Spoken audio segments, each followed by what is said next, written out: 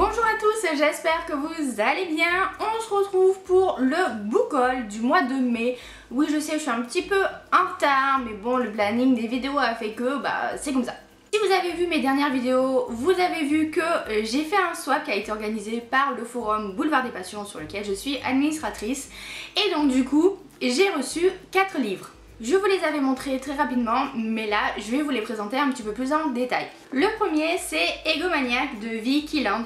J'avais adoré Bossman et du coup, Céline, la membre du forum avec qui j'ai fait le swap, m'a offert celui-ci qui a été un vrai coup de cœur pour elle. Dans cette histoire, on va suivre une jeune femme qui va avoir un nouvel espace de travail. Elle va acquérir de nouveaux locaux, enfin louer de nouveaux locaux. Le problème, c'est que ces locaux sont déjà occupés par Drew. Et du coup, il va en fait lui proposer de répondre au téléphone à la place de sa secrétaire qui est partie en vacances. Et en échange, elle va pouvoir rester dans ces locaux-là le temps de trouver un autre endroit. Ça a l'air d'être un sacré personnage masculin. Encore une fois, je pense aussi qu'il va y avoir pas mal de relations amour-haine. Donc en gros, il a tout pour me plaire celui-là. On continue avec un livre qui était sur ma wishlist qu'elle m'a offert. C'est le premier tome de Flirt à Chicago, donc Lena de Ella Frank. Ella Frank est une auteure de romance très connue aux États-Unis et du coup il fallait quand même que je le lise. C'est de la romance contemporaine érotique et ça va parler de Lena, une jeune femme qui a perdu sa soeur dans un accident de voiture alors que c'était elle qui le conduisait. Du coup elle s'en veut beaucoup et elle fuit tous les hommes possibles et imaginables, sauf que Mason Langley, le propriétaire d'un restaurant, eh bien va la poursuivre de ses ardeurs, je sais pas comment on peut dire.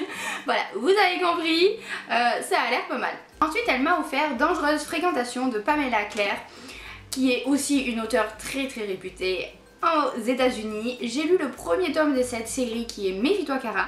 J'ai le deuxième tome dans ma pile à lire et celui-ci est le troisième tome, mais apparemment on peut le lire de manière indépendante. Et je sais que ce troisième tome est le préféré de tout le monde de cette série.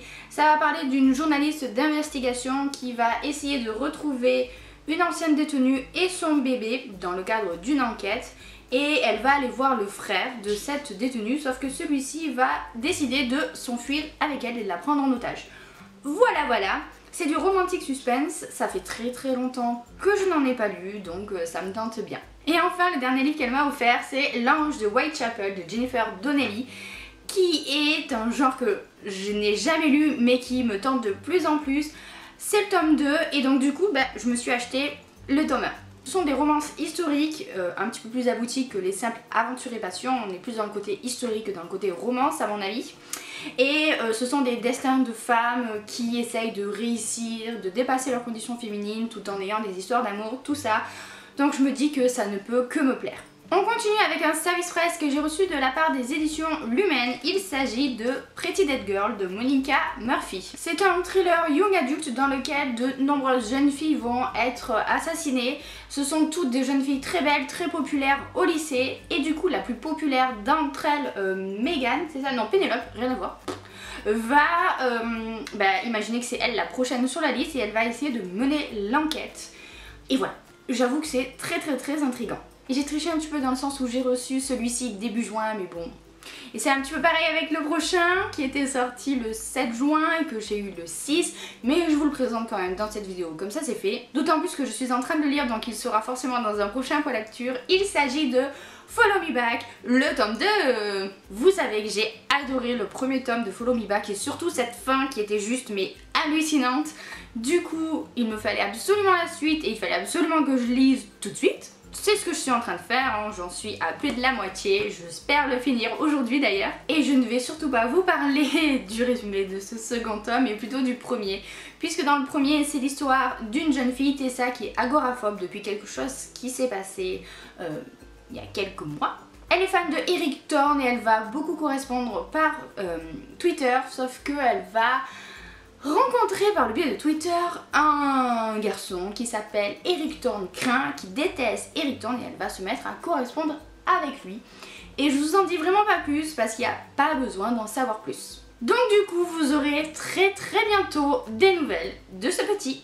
Et enfin pour finir avec le Young Adult, je me suis acheté le tome 2 des Sœurs Carmine de Ariel Holtz. J'avais adoré le premier tome et il était donc évident que je me prenne ce deuxième tome sur Tristabel. C'est un univers très particulier, c'est de la fantasy, jeunesse mais pas trop, assez sombre avec des personnages vraiment particuliers et un univers super bien construit, donc j'ai vraiment hâte de lire celui-ci.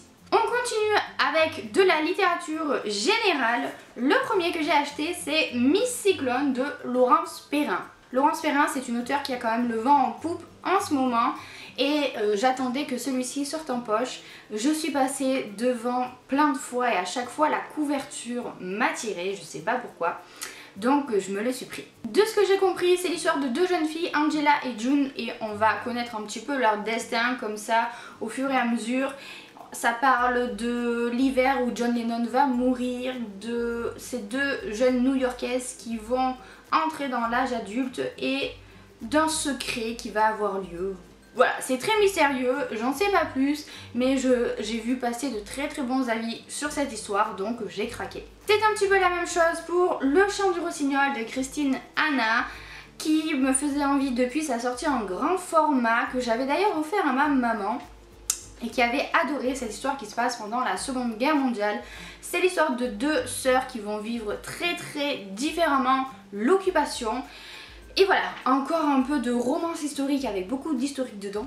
Que voulez-vous, en fait en ce moment ça me dit bien. Je pense que je vais m'en faire au moins des 3 d'ici cet été. Et il a eu d'excellentes critiques et je pouvais pas passer à côté. Et le dernier livre que je vous montre dans cette catégorie c'est Le doux venin des abeilles de Lisa O'Donnell. Sincèrement, je suis vraiment tombée dessus par hasard. Mais alors, j'en ai jamais entendu parler de ce bouquin.